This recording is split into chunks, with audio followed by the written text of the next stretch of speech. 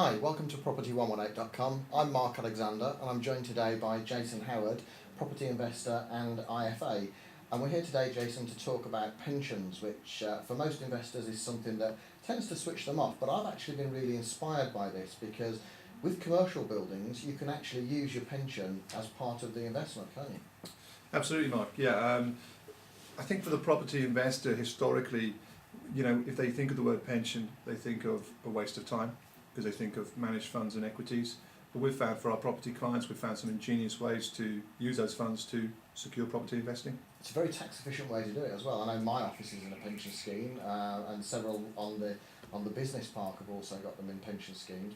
And is that the primary reason why people invest into pensions in this way? Yeah, I think there's two main reasons. One would be your business who is funding a pension aggressively. They have premises to trade from, and rather than paying the rent to somebody else, would like to own it through the pension scheme, so they're funding their own future. The second one, which I think is quite ingenious, we've had a lot of clients who pull their money together.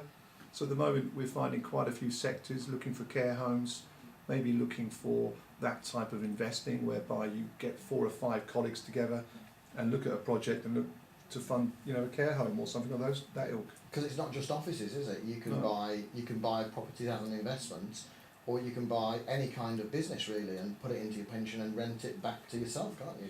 Absolutely right. And also with the rules in recent times, moving away from the connected party rules, it certainly means that for an investor who has some commercial in their portfolio, they can even look to cash flow their own life by sending it back to their pension scheme. So we've had a lot of help in doing that type of. Okay, so that's quite an interesting one. So you'd get investors that have got perhaps some frozen pensions, Yeah. And want to sell at their own commercial building to their own pension scheme, so they still retain control of it. Absolutely right. And then they rent it back to themselves, and then obviously that gives them the extra cash to go and do other things, whether it be commercial investment, residential investment, or anything else for that matter. Absolutely. What we try to help our property clients understand is that their pension schemes can be part of the liquidity of their property portfolio as well. And most of the time people aren't aware of what they've got in pension funds. Right.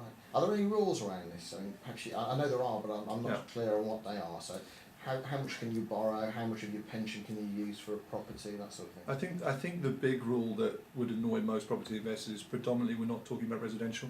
Mm-hmm. So residential is on the whole not allowable, but there's certain tweaks.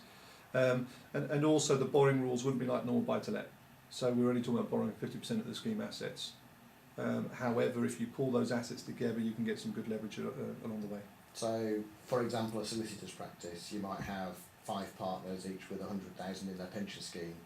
They could put that together to create a pot of, what would that be, 500,000, yeah. And they can borrow 250,000. Absolutely. So could they spend the whole 750 of that, then creating new pots? Absolutely. On a property?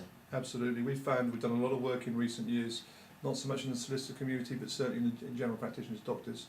So with the government change regulations around doctors' surgeries and how they do things, we've found we've pulled investments from a practice together to do exactly what you said, for them to buy the surgery to practice from. Right, excellent.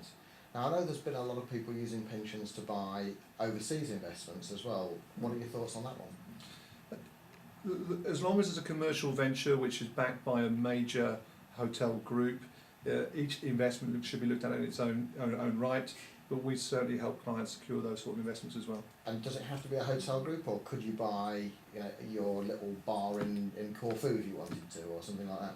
I think from the revenue point of view, the larger the commercial venture and the more it can be seen to be approved by a SIPP provider, the better. So it could in theory be a bar in Corfu, but the SIPP trustee might have a question mark over it. Right, okay. And are there any other ways you can access money in your pensions? Because I've heard about loan backs, and how does that work? What are you referring to exactly on that one there? Well, let's say you've got a pension with £200,000 into it. I believe somehow there's a way of loaning the money in the pension scheme to your business if it's set up in the right way. There's many ways to get money out of the scheme set up the right way. The biggest thing we find for clients who have businesses is actually taking a loan from the scheme, or even buying rights of the business from the scheme. So I think the answer to your question is, Mark, depending on the personal circumstances, there are ways we can get money out of the scheme. Mm-hmm. Excellent. Okay, well thank you for your time today, Jason. That's Jason Howard of Insight Financial Associates. His details will be at the bottom of the screen. I'm Mark Alexander, and thank you for joining us at property118.com. Thank you.